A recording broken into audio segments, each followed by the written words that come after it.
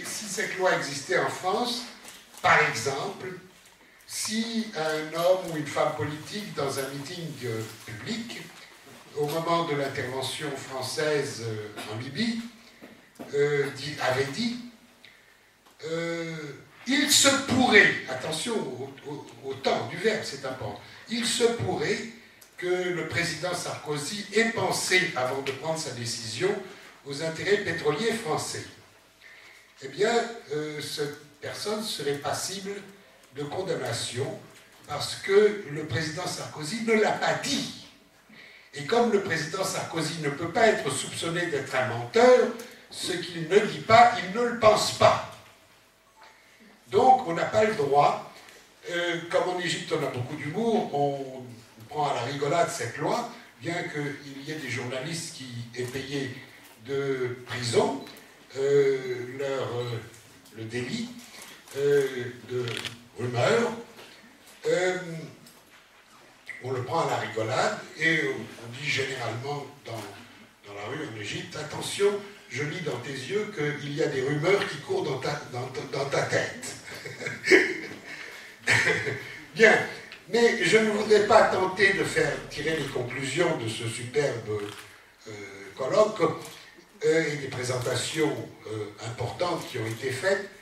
Je voudrais dire les raisons pour lesquelles, à mon avis, les puissances impérialistes ne veulent pas d'une réunification de la Corée. Parce que la nation coréenne, je crois que nous sommes tous d'accord sur ce point, il y a une nation coréenne, la nation coréenne est une nation forte, qui pourrait être, et qui serait, une de ces nations émergentes, qui, à des degrés de guerre, remet en question l'ordre international tel qu'il est en faveur des puissances impérialistes historiques et traditionnelles. C'est d'ailleurs, et c'est sur ce point, qu'est-ce que c'est qu'un pays émergent et pourquoi, entre autres, la Corée en est un, et pourrait l'être encore davantage, mais aussi quelles sont les limites de cette émergence, ses problèmes, etc. Bon, la littérature dominante, la Banque mondiale, l'Union européenne, l'OMC, ne s'intéresse qu'au marché émergent. Marché, du point de vue, ouvrant donc des possibilités à une expansion plus large et plus approfondie du capitalisme. Pour ma part, je parle de nations émergentes, et c'est très différent. La nation, ce n'est pas un marché. C'est un peu plus complexe que cela. Donc, l'émergence ou pas ne se mesure pas, comme les économistes conventionnels le proposent, par un taux de croissance du PIB ou des exportations, et le plus souvent des deux, relativement élevé pendant un temps relativement durable. Non, absolument pas. Il y a une nation est émergente. Pour qu'une nation soit émergente, il y a des conditions. Et je dirais pourquoi ces conditions sont relativement existantes pour l'ensemble de nations coréennes, c'est-à-dire au sud et au nord, quoi qu'on dise, et pourquoi elles ne sont pas par opposition. Le contraste permettra de le comprendre davantage dans d'autres régions du monde, et je prendrai la mienne. Pourquoi la Turquie, l'Iran et l'Égypte ne sont pas émergents, et pourquoi la Corée, ou les Corées, ou la Corée réunifiée, serait une nation émergente dangereuse pour l'impérialisme. La condition pour être réellement une nation émergente, c'est une politique systématique, avec un rôle actif de l'État, pour mettre en place et développer un système productif relativement autocentré, même s'il est largement ouvert, mais relativement autocentré. Il y a conflit entre cette volonté de construire, d'avancer dans une construction autocentrée et son ouverture. Ce conflit peut être plus ou moins bien ou mal géré, et par conséquent, l'émergence n'est jamais donnée comme une garantie, qu'on achète une fois définitive, une décision définitive, et on aboutit au résultat. Et la mise en place d'un système productif, j'emploierai le terme de l'économie conventionnelle, compétitif, mais en le mettant entre guillemets. Et je veux m'expliquer qu'est-ce qu'on devrait entendre par un système compétitif dans une perspective d'émergence, et pas dans n'importe quelle perspective. On devrait en exclure immédiatement les grandes ressources naturelles, comme par exemple le pétrole, parce que ce n'est pas qui permet d'être très compétitif dans ce domaine. Si la nature vous a donné des ressources naturelles relativement de meilleure qualité ou mieux placées, sans pour autant contribuer à la construction d'un système productif. Et nous avons des pays qui voudraient s'en sortir, comme le Venezuela, mais qui se heurtent aux énormes difficultés de sortir de ce stade. Nous avons la caricature à l'extrême, c'est les pays du Golfe, et alors disons le capitalisme bidon, à la façon Dubaï, hein, le plus haut bâtiment du monde, etc., etc., le magasin de luxe le plus grand, la superficie la plus grande, etc., etc. Mais ça exclut également, et c'est là où les choses deviennent plus compliquées, une construction dans laquelle nous aurions des unités de production compétitives sur un marché mondial plus ou moins ouvert, mais pas un système productif. Parce que à travers ces délocalisations, soit le capital transnational, soit même des sous-traitants nationaux du capital national, peuvent mettre en place de telles unités compétitives sans que l'on procède à la construction d'un système compétitif. Alors, comme vous le voyez, je n'ai pas utilisé ni le terme de capitalisme ni celui de socialisme pour élaborer une réflexion ou amorcer une réflexion sur l'émergence. Cela ne veut pas dire que le succès ou l'échec, ou le succès toujours, comme toujours dans l'histoire, relatif, avec ses limites et ses contradictions, que ce succès relatif soit indépendant du contenu social, disons, pour simplifier, capitaliste ou socialiste, du système qui tente de se construire comme un pays, une nation émergente dans le monde moderne.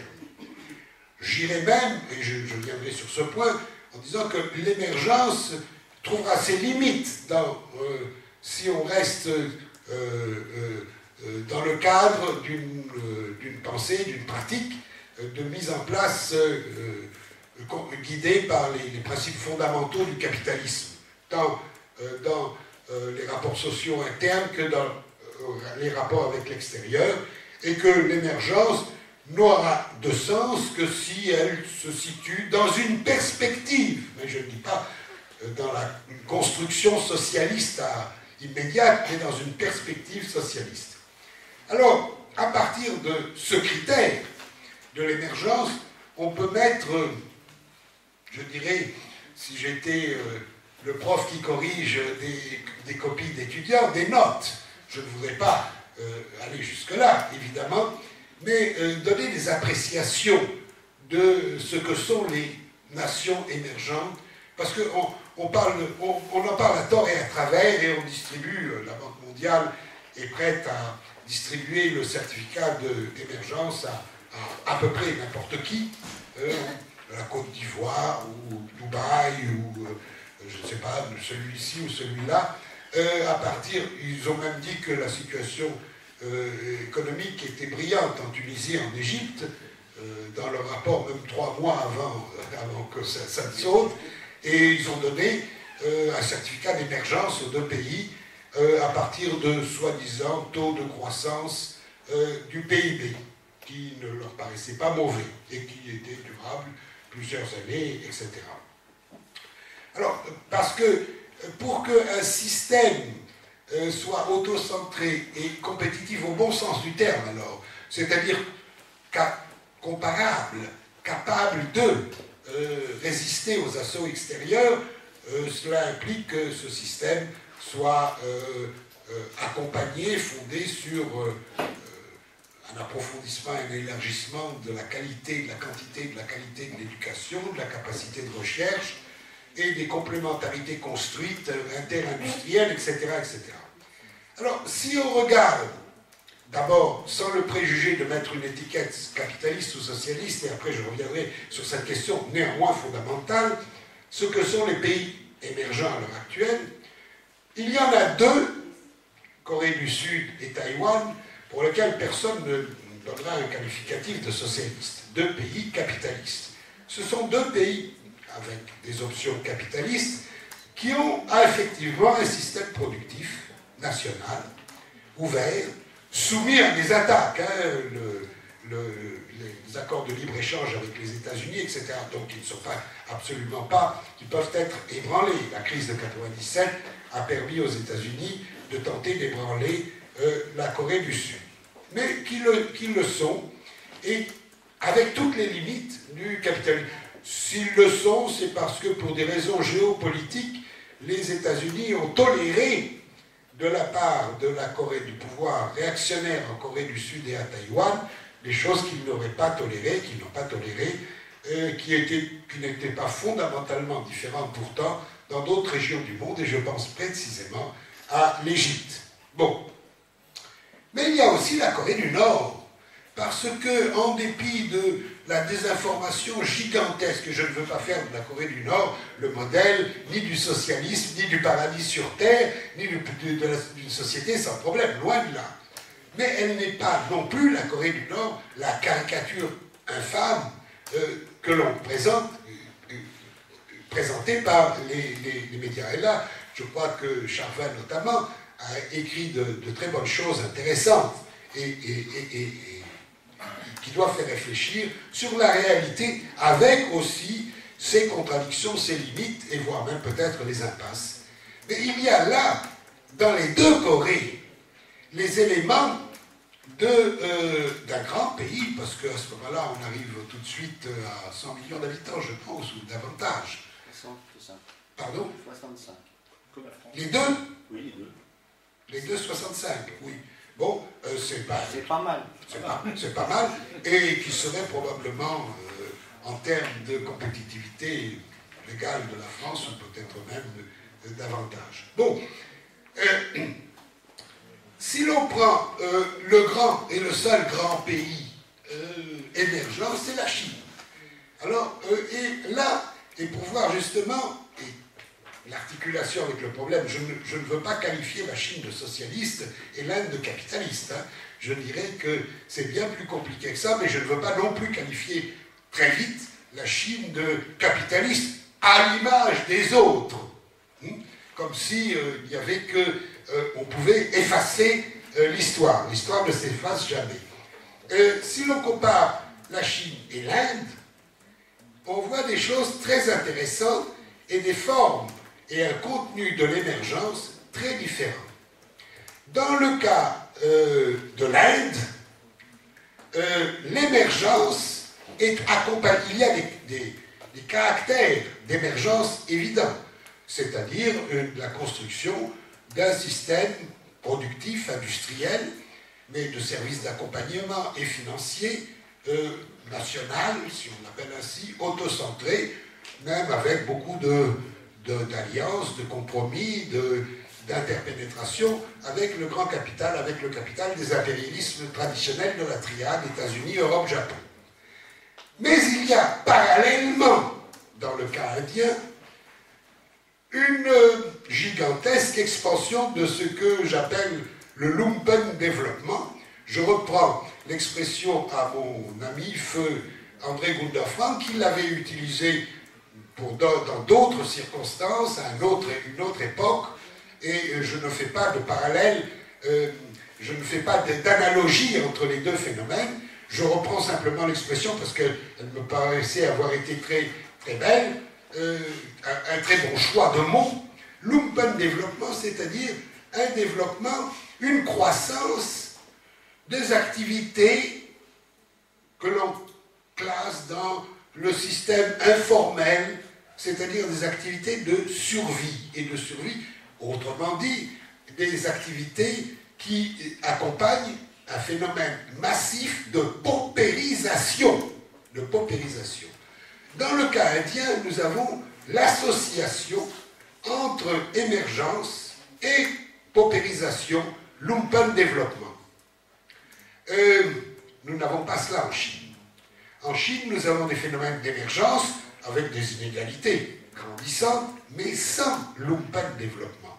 C'est-à-dire que, alors qu'en Inde, la pauvreté, si on l'appelle ainsi, en termes absolus et relatifs, est croissante, elle ne l'est pas en Chine, elle est décroissante. Et c'est là que l'on qualifie de capitaliste ou pas de capitaliste, etc., il est fondamental, on ne peut pas éliminer le cadre de l'analyse des forces sociales, de leurs contradictions et de leur dialectique. Alors, dans ce cadre également, dans le cas de la Corée du Sud et de la Corée du Nord, dans des formes et avec des limites et des problèmes différents, et des choses et des impasses dans l'un et l'autre de ces deux morceaux de la nation coréenne, nous n'avons pas de lumpen développement. Nous avons donc des éléments d'une émergence forte qui fait qu'effectivement le regard que les puissances impérialistes portent sur les Corées ou sur la Corée est le regard d'un adversaire éventuel qui ne serait pas négligeable. Comment ça s'inscrirait dans la géopolitique régionale? Et le Japon est comparse, parce que le Japon ne veut pas d'une Corée, il y a aussi des raisons historiques anciennes. Chine, Corée, Japon ont une histoire qui ne date pas de l'invasion impérialiste occidentale. Bon, et j'en viens à la fin de mon exposé. On le voit davantage, nous avons aussi d'immenses régions du monde, ce que je viens de dire de l'Inde, à des degrés divers, est applicable à l'Amérique latine, aux émergents, aux grands émergents, et probablement le seul émergent de l'Amérique latine, où je dirais deux. L'un, le Brésil, et l'autre, c'est le Mexique.